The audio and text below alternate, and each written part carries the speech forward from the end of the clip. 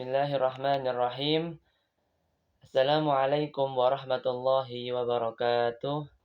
Perkenalkan, nama saya Sofyan Dikri Akbar dengan NIM 21212121077. Saya di sini akan memberikan sedikit pengetahuan tentang tafsir-tafsir ayat hukum keluarga Islam, yaitu yang pertama adalah ayat yang terdapat dalam surat An-Nisa ayat 32 yang berbunyi A'udzu billahi minasy syaithanir rajim.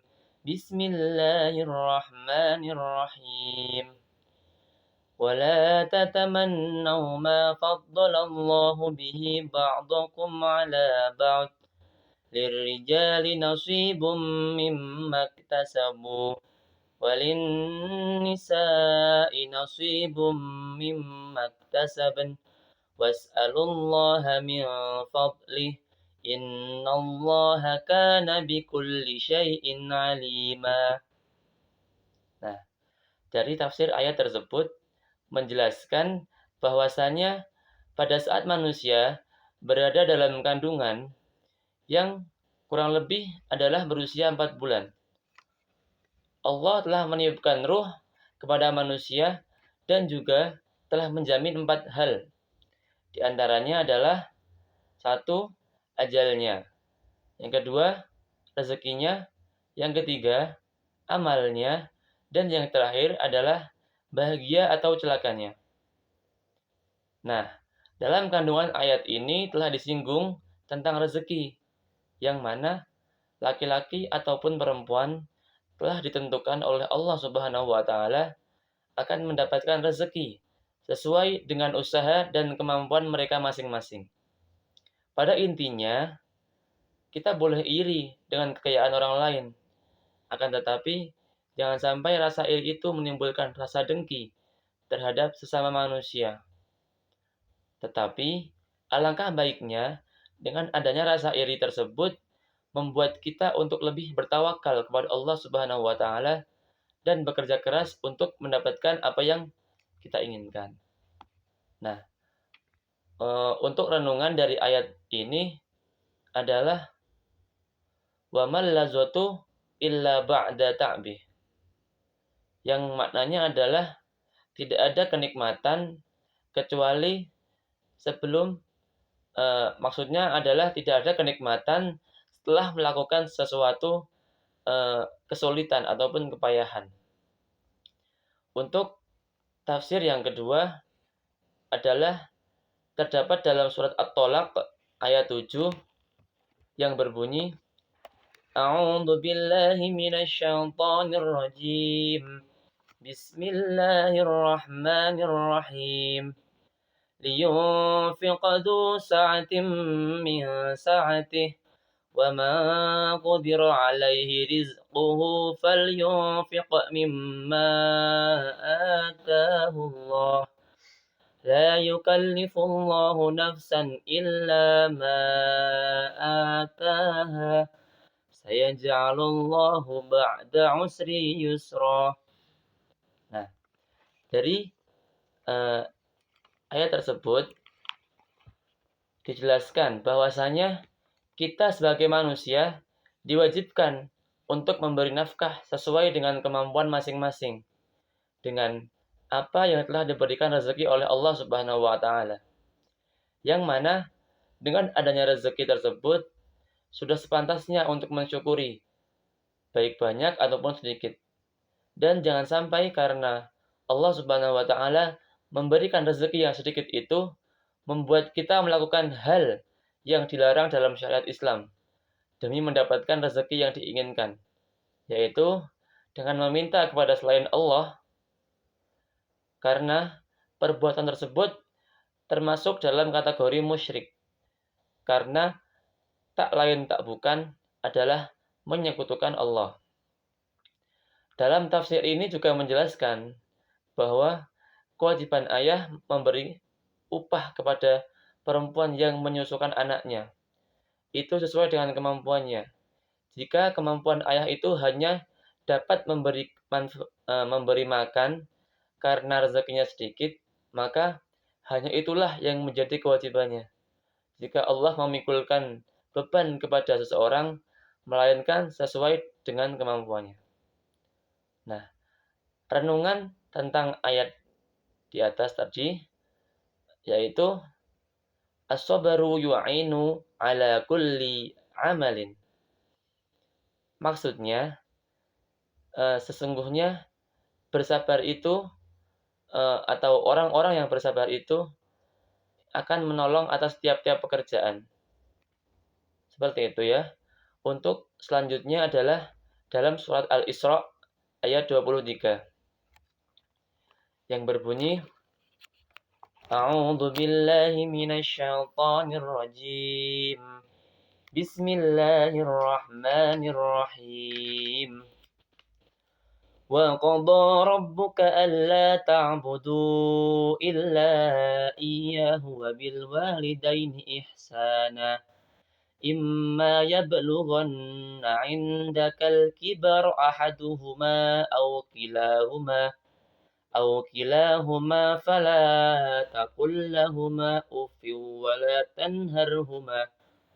أُفٍّ وَلَا تَنْهَرْهُمَا وَقُل لَّهُمَا قَوْلًا كَرِيمًا.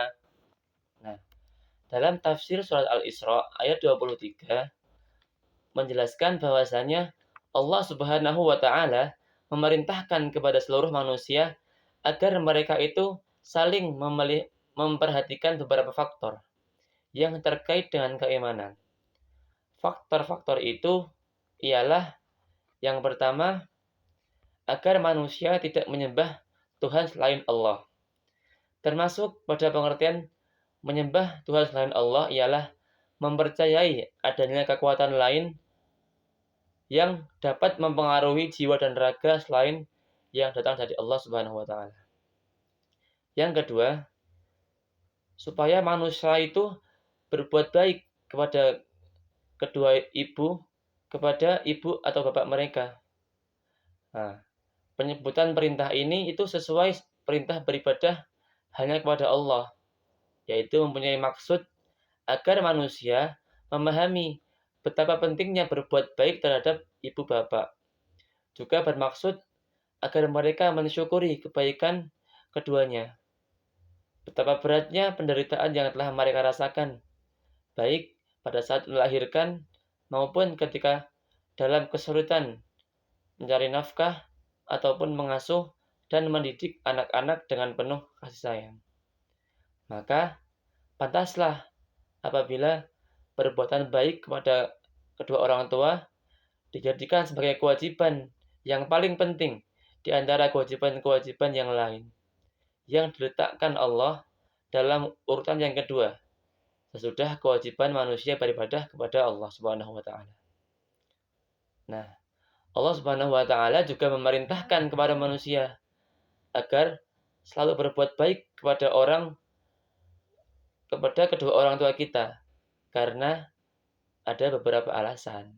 Yang pertama adalah kasih sayang dan usaha kedua orang tua telah dicurahkan kepada anak-anaknya agar mereka menjadi anak-anak yang soleh dan terhindar dari jalan yang sesat.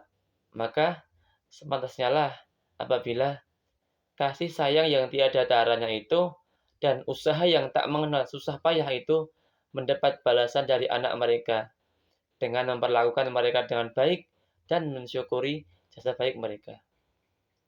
Yang kedua, anak-anak adalah belahan jiwa dari kedua orang tua itu. Nah, yang terakhir adalah sejak masih bayi hingga dewasa, pertumbuhan dan pendidikan anak itu menjadi tanggung jawab kedua orang tua. Maka seharusnya anak-anak menghormati dan berbuat baik kepada kedua orang tuanya. Untuk secara singkat, dapat disimpulkan bahwa nikmat yang paling banyak diterima oleh manusia ialah nikmat Allah. Sesudah itu, nikmat yang diterima adalah dari kedua orang tua. Mereka juga penyebab kedua anaknya ada, sedangkan Allah adalah penyebab pertama hakiki.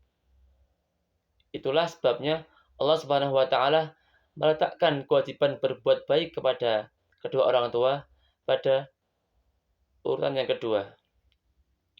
Nah, untuk renungan dari tafsir ayat di atas adalah bahwasanya hormatilah kedua orang tua kita, karena jasa orang tua itu tidak akan bisa ditebus, bahkan dengan uang yang sangat banyak.